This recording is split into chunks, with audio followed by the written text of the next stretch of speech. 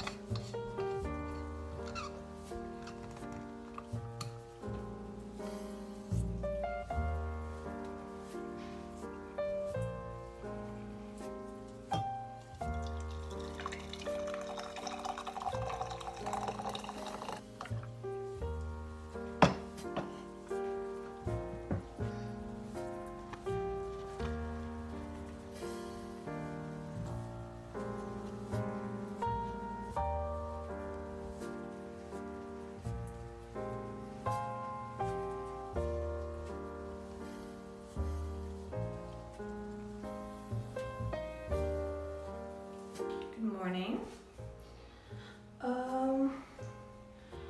Today it is Friday the 24th. It's the fifth day of the reading rush. I thought I would vlog just today. I've had a full week of work,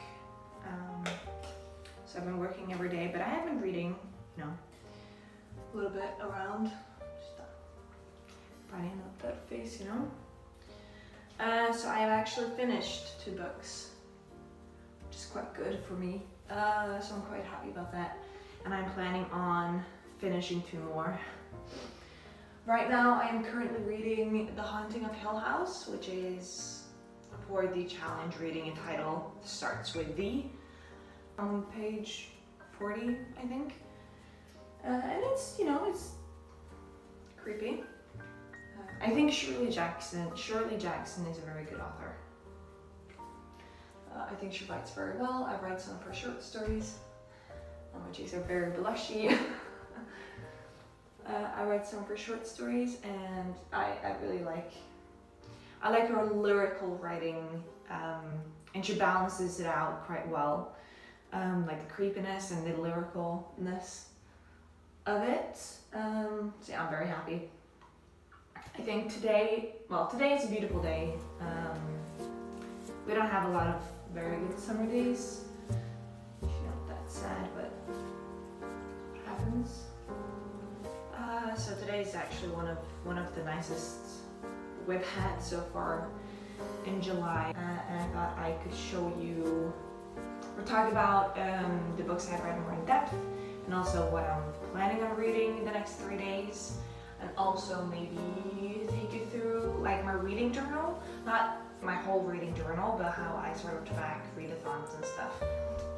Super rosy cheeks actually. I'm leaving for work in about 15 minutes. Hope it's gonna be a nice day. I was a little bit anxious yesterday. I was very anxious yesterday. I was about to enter into like a good old anxiety attack yesterday, so I just put away everything. I put away every book I was reading, because I started Haunting of Hill House, and then I also started Fates and Furies by Lauren Groff. But I sort of decided to just put it away yesterday, because yeah, and when I get very anxious, I can't focus on reading that much. I'm planning on getting to On the Come Up by Angie Thomas this weekend.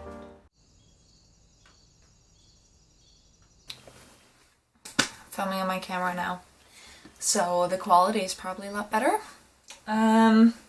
It's after work. It went very well. We had some visitors. I read 50 pages. It was great. My goal is to read just that. This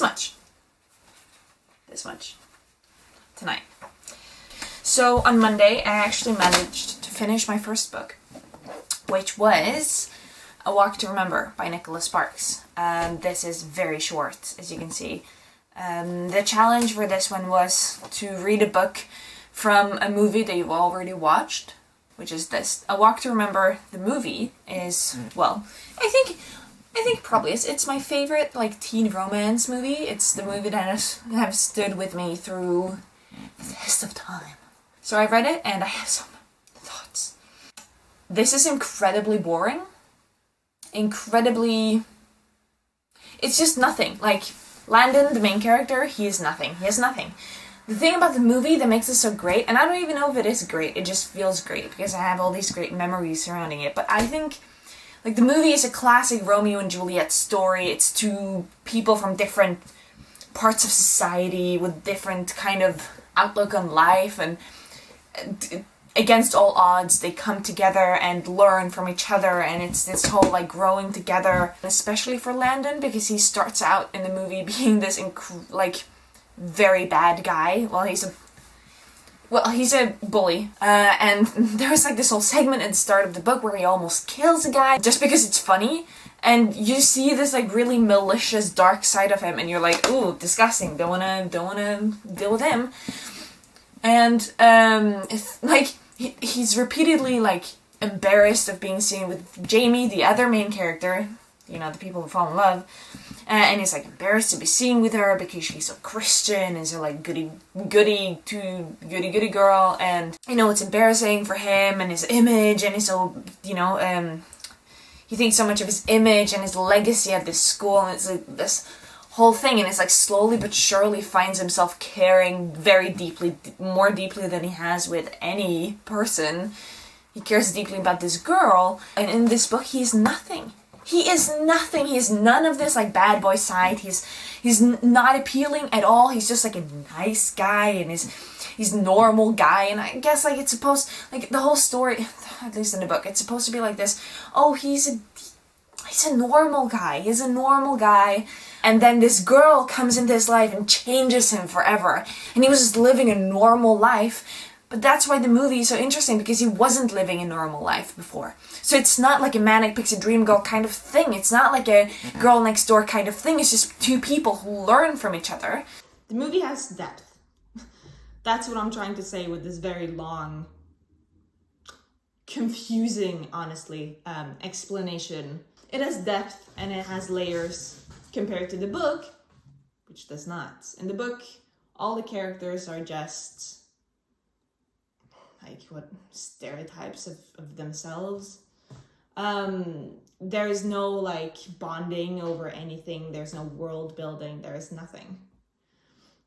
While in the movie, the characters seem to have, like, reasons for doing the stuff they do, or it seems to be, like, conflict and high stakes and anything. Like, in the book, even when Jamie gets really sick, even when she becomes very sick, like, I felt nothing. Because, first of all, it happened so quickly. There was no build up to it. There was nothing. You had not been going around wondering. The chemistry between these two people were literally non-existent. And there is also one thing that I want to talk about.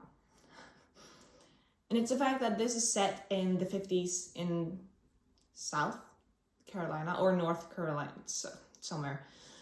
Southern states. Anyway.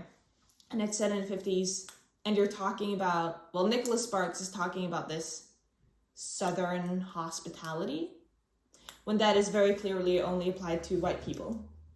Because Landon is white, because Jamie's white, they are treated with Southern hospitality. When you know,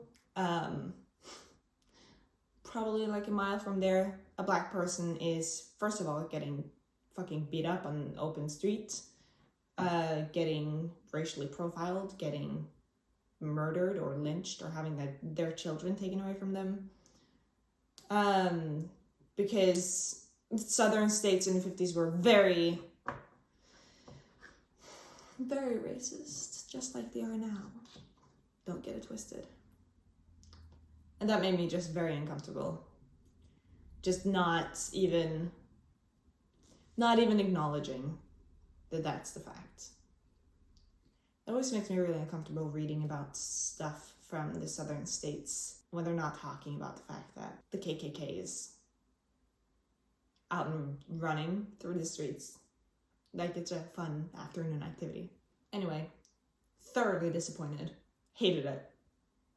Hated it. The other book I read, I used Monday, Tuesday, Wednesday to read, and it is The Seven Husbands of Evelyn Hugo by Taylor Jenkins Reid. Oh my god, oh my god, oh my god. Thank you, thank you, thank you. Thank you, Taylor Jenkins Reid, for writing this beautiful sapphic love story for me. Thank you. Thank you so much. Thank you. Thank you so much. Oh my god, the last 100 pages made me cry 4 times.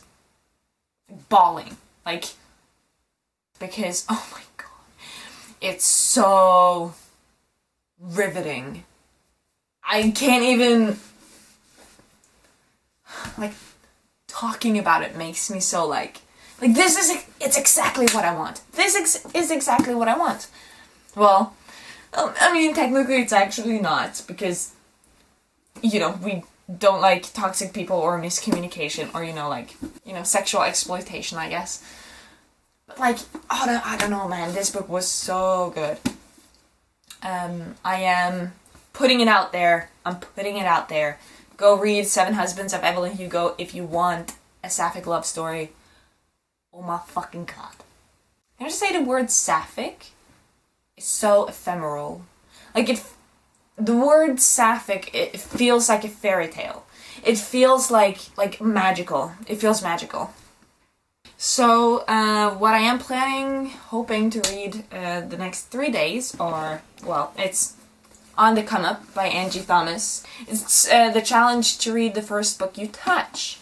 Quite interesting, actually, this one. I went to the library and I was just browsing. And then I realized the first book that I picked up at the library was this one. And I was like, that's perfect. I want to read this one. So I borrowed it, and it's about, 450 pages. This is my layout for the Reading Rush 2020.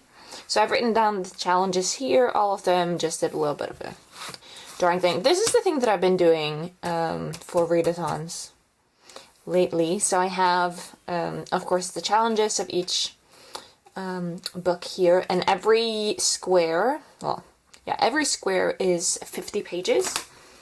Let's see, I've read, obviously. So it continues on the next page, and then here, this is the page tracker, so I give myself room to read 3 books at once. As you can see, I read a lot more on Monday, Tuesday, Wednesday than I did yesterday and today. Well, today's not over, it's Friday. So we'll see.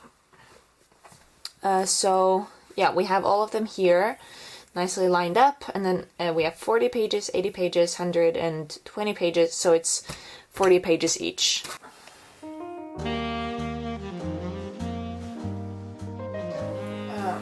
It's 9 o'clock at night, and I haven't read anything.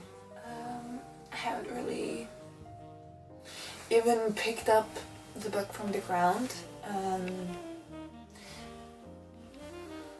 It is really nice though. I really like Haunting of Hill House.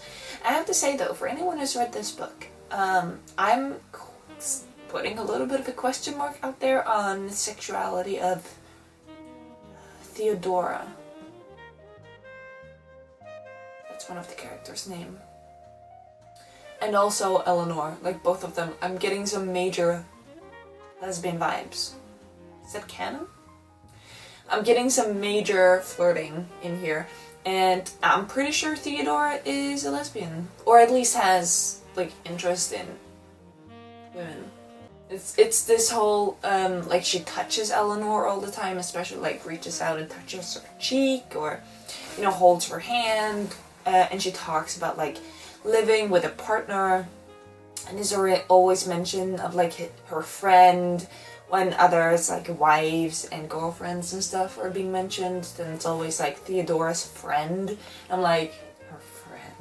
So I'm hoping her partner is a woman. We'll see if I can, pick up the book today. If not, hopefully tomorrow. But I'm not rushing it. I'm happy with the 500 500 pages I've read so far this week. I'm happy about that. I'm content. I wish every day was quiet and peaceful. You know?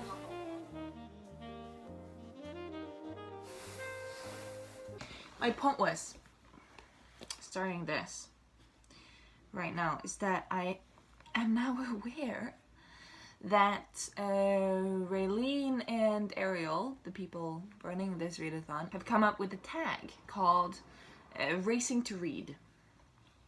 The Racing to Read book tag, and I thought that would be kind of fun to go through. The first question is, well, because it's all like running related, so the first question is, what book stretches your mind? And,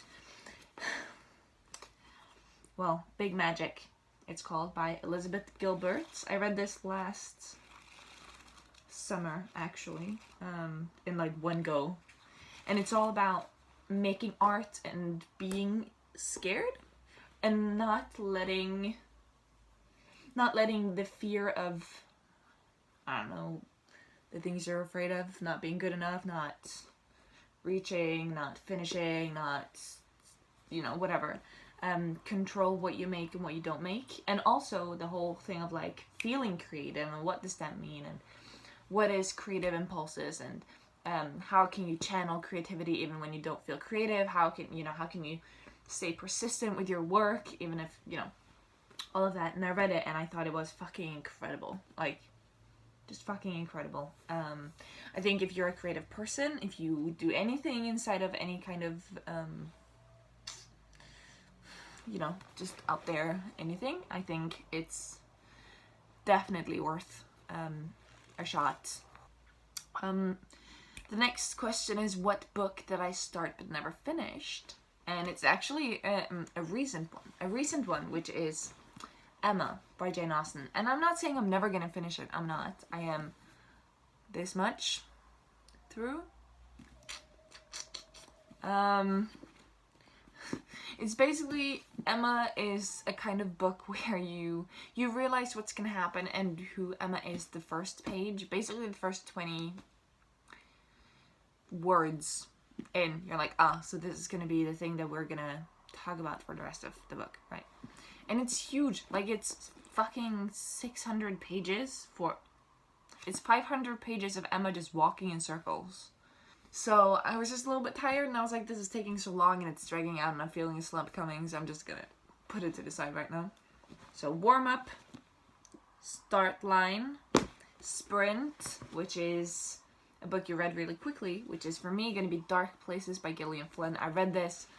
I remember I was like a background person on a show in like another city, and I was on a bus ride and I bought I think I bought this book when I was in this town before I went to the shooting, and then during the shooting there's a lot of waiting, a lot of like waiting to get into hair and makeup, and a lot of waiting to like try costumes and all that, because it was all like a hurried thing. And I started reading this and I couldn't stop.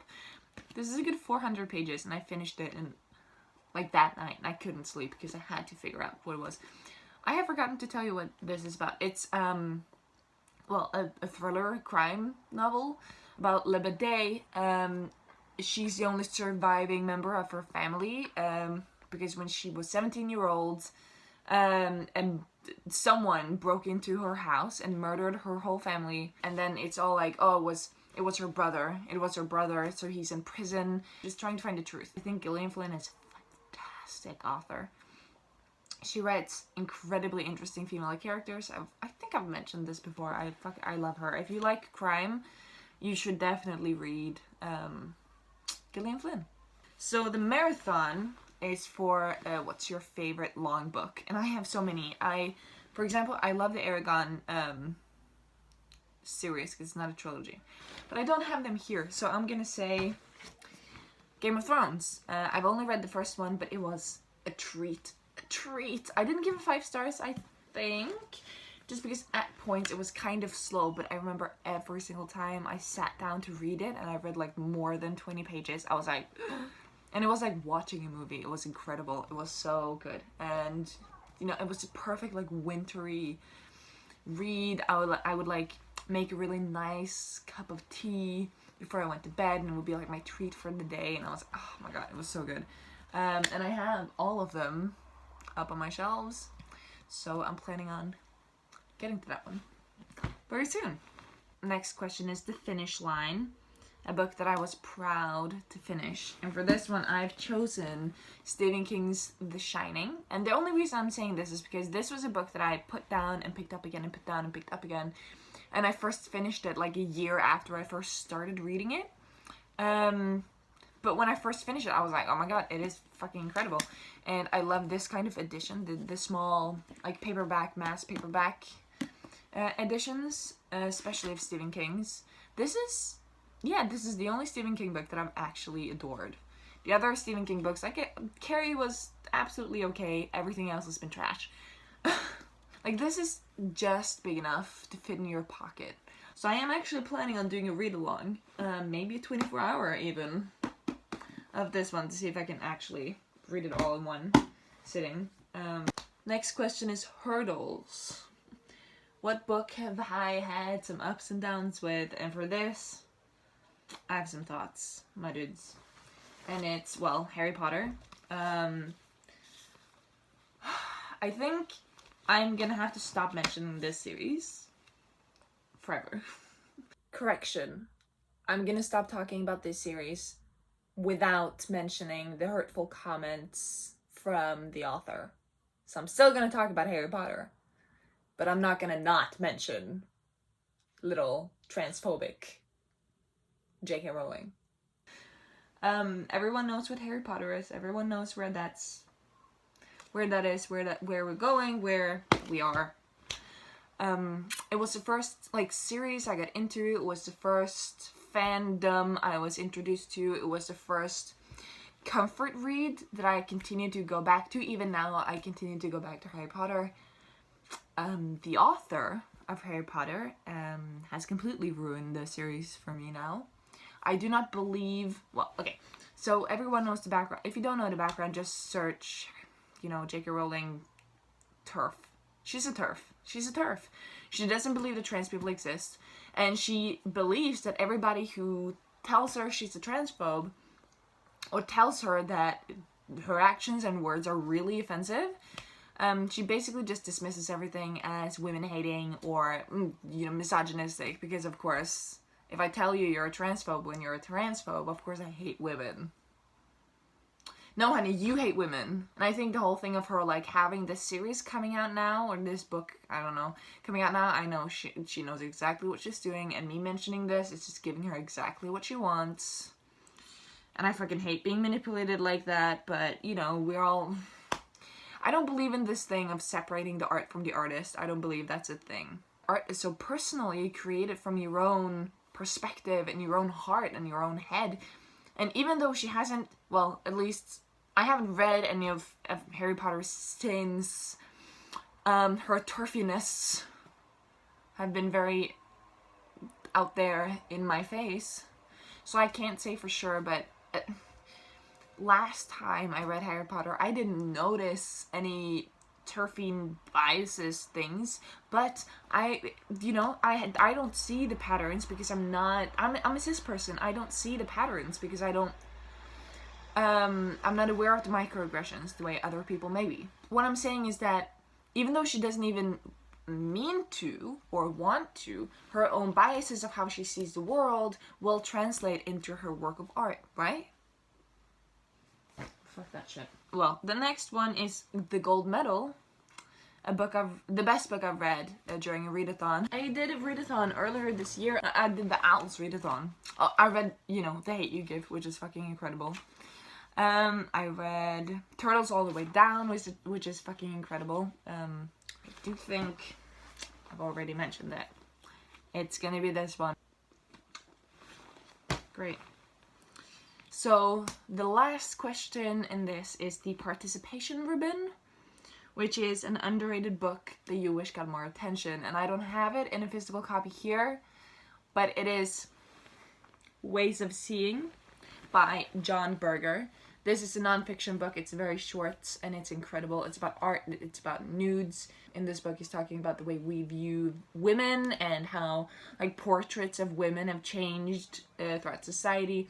And you know the quote of like, you saw a woman so beautiful, you painted her, and then you gave her a mirror and made her look at herself and called her vanity or something. Like, that's from that book. And it's so good. If you're interested in anything kind of art history, anything kind of modern, like how we view women, I think it's definitely worth the read. It talks about advertising and like propaganda. That is my take on racing to read book tag.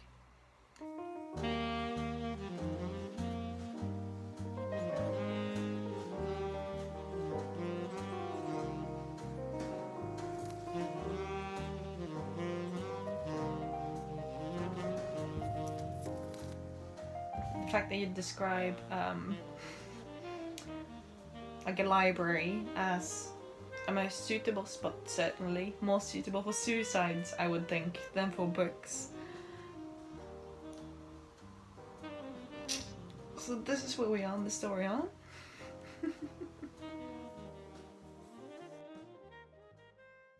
So the time is, 3 minutes past midnight. I read 50 pages of Haunting of Hill House. Finally, something haunting happened. And I decided to sort of put it down. And I've spent the majority of the time since then watching or rewatching Sarah Shower's videos, because why not? I'll get to more reading tomorrow, but I have some plans and stuff, so I doubt that I'll make it any further. I'm so tired.